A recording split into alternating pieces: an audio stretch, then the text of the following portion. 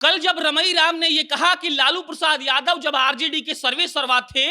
तब कोई दिक्कत नहीं होती थी, लेकिन जब से तेजस्वी यादव ने आरजेडी का कमान संभाला है तब से तेजस्वी यादव पार्टी को सही तरीके से नहीं चला रहे हैं। तो उस वक्त लगा कि क्या तेजस्वी यादव रमई राम को अपने कॉन्फिडेंस में ले सकते थे, बावजूद उसके उन्होंने रमई राम को अपने कॉन्फिडेंस में लेना जरूरी क्यों नहीं समझा। उसके बाद मुकेश सहनी रमई राम और उनकी बेटी गीता देवी के साथ जब बैठकर प्रेस कॉन्फ्रेंस कर रहे थे तो उन्होंने कहा कि भाजपा ने भी हमारे पीठ में चूरा घोंपा है और आरजेडी ने भी हमारे प्रत्याशी को हाईजैक कर लिया। और उसके बाद रमई राम ने भी कहा कि तेजस्वी यादव ने जिस तरीके से मुझे धोखा दिया है हम ये कतई बर्दाश्त नहीं करेंगे। खबरें तो ये भी चल रही हैं कि रमई राम ने ये भी कह दिया कि तेजस्वी यादव कभी भी मुख्यमंत्री की कुर्सी पर नहीं बैठ पाएंगे क्योंकि आरजेडी वो सही से नहीं चला रहे हैं। और अब लालू प्रसाद यादव की जो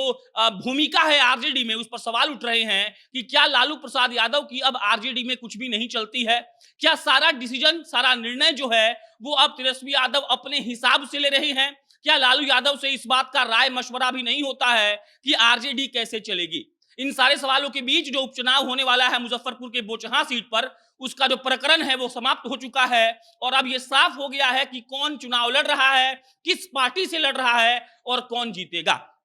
अब नमस्कार, मेरा नाम प्रशांत राय है, आप जनता जंक्शन देख रहे हैं और इस वीडियो में हम आपको यही बताएंगे कि बोचहां में क्या क्या हुआ और जिस सियासी गर्मी की हम बात कर रहे थे वो अब कितना बढ़ेगा या फिर घटने की उम्मीद जताई जा रही है। पहले मुकेश सहनी के बारे में सुनिए। मुकेश सहनी जब उत्तर प्रदेश में जाकर भाजपा के खिलाफ कैंपेनिंग कर रहे थे उस वक्त से भाजपा के नेता लगातार ये कह रहे थे कि मुकेश सहनी जो कर रहे हैं वो बिल्कुल गलत है और मुकेश सहनी को भाजपा का साथ देना चाहिए उत्तर प्रदेश में और योगी योगी करना चाहिए। लेकिन इसी के विपरीत मुकेश सहनी उत्तर प्रदेश में जाकर लगातार कैंपेनिंग कर रहे थे और कह रहे थे कि हम यहां पर राज करने के लिए नहीं बल्कि अपने हक और हुकूक और अपने अधिकार और वजूद के लिए यहां पर आए हैं और चाहे कुछ भी हो जाए हम अपने आरक्षण की मांग पर टिके रहेंगे। और इसी के बाद जब मुकेश सहनी उत्तर प्रदेश का रिजल्ट आने के बाद मुकेश सहनी की पार्टी को एक भी सीट नहीं मिला तो यह कहा जाने लगा कि मुकेश सहनी ने गलत किया और भाजपा अब उनको अपने कोटे से एमएलसी भी नहीं बनाएगी और उनका मंत्री पद भी जा सकता है। और इसके बाद जब बारी बोचहां उपचुनाव की आई तो ये लगातार कहा जा रहा था कि मुकेश सहनी की पार्टी को बोचहां चुनाव लड़ने दिया जा सकता है और शायद मन ही मन मुकेश सहनी इस बात को लेकर आश्वस्त थे कि भाजपा वहां पर से प्रत्याशी नहीं उतारेगी। लेकिन हुआ इसका उल्टा, भाजपा ने बेबी कुमारी को अपना प्रत्याशी घोषित कर दिया और उसके बाद जो राजनीतिक प्रकरण चला वो आप जान लीजिए। नीतीश कुमार ने मुकेश सहनी का समर्थन दिया और उसके उलट उपेंद्र कुशवाहा ने भी ये कह दिया कि ऐसा भाजपा को नहीं करना चाहिए, लेकिन फिर भी कोई असर नहीं पड़ा। मुकेश सहनी परसों दिल्ली गए, दिल्ली से बिहार आए, फिर दिल्ली गए, लेकिन कहा यह जा रहा है कि कथित तौर पर वो मिलने तो गए थे भाजपा के शीर्ष नेतृत्व से लेकिन उनका मुलाकात किसी भी बड़े नेता से नहीं हो पाया। और जब वो यहां आए तो जब वो फ्लाइट में थे तो उनके संभावित उम्मीदवार स्वर्गीय मुसाफिर पासवान जी के बेटे अमर पासवान आरजेडी का सदस्यता ले चुके थे और तेजस्वी यादव ने अमर पासवान को आरजेडी के सिंबल पर टिकट भी दे दिया कि ये कहा कि बोचहां का जो उपचुनाव है मुसाफिर पासवान के बेटे अमर पासवान लड़ेंगे। अब तेजस्वी यादव का प्रकरण सुन लीजिए। तेजस्वी यादव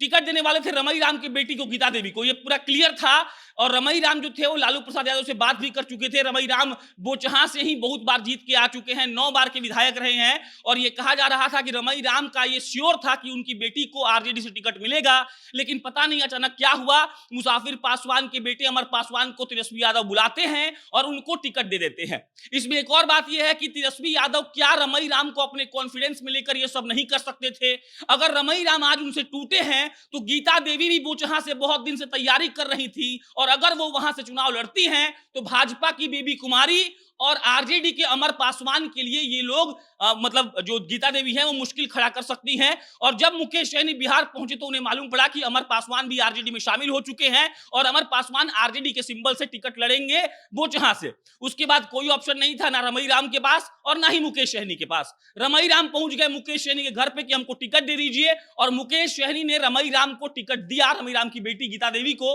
और यह ऐलान कर दिया कि रमई राम के आने से उनकी वीआईपी पार्टी बहुत मजबूत होगी जो आदमी मुकेश सहनी के पैदा होने से 9 साल पहले विधायक बन गया, अगर वो आदमी उनकी पार्टी में आ रहा है तो कहीं ना कहीं कोई बात है। और रमई राम ने भी साफ खुले तौर पर कह दिया कि तेजस्वी यादव ने उनके पीठ में छुरा घोंपा है और अब आर पार की लड़ाई होगी। मुकेश सहनी ने प्रेस कॉन्फ्रेंस में ये लगातार कहा कि हम एनडीए में रहेंगे, लेकिन बोचहा सीट मेरी सीट है और हम वहां से चुनाव लड़ेंगे भी और जीतेंगे भी। एक पत्रकार ने मुकेश सहनी से कहा कि अगर आप जीतते हैं तो, अगर माने कि इफ क्लॉज लगाया गया, तो मुकेश सहनी ने उस पत्रकार को बीच में टोकते हुए कहा कि अगर मगर का कोई बात नहीं है, बोचहा उपचुनाव वीआईपी पार्टी ही जीतेगी और आपको हम भोज में निमंत्रित करेंगे, निमंत्रण देंगे तो आप आइएगा। बाकी अभी का जो अपडेट है वो यही है कि भाजपा से बेबी कुमारी लड़ रही हैं, आरजेडी से अमर पासवान, और मुकेश सहनी लड़वा रहे हैं रमई राम की बेटी गीता देवी को। और ये लड़ाई बहुत दिलचस्प हो चुका है। एक तरफ भाजपा वाले मुकेश सहनी को झटका देना चाहते थे, दूसरी तरफ आरजेडी भी चाहती थी,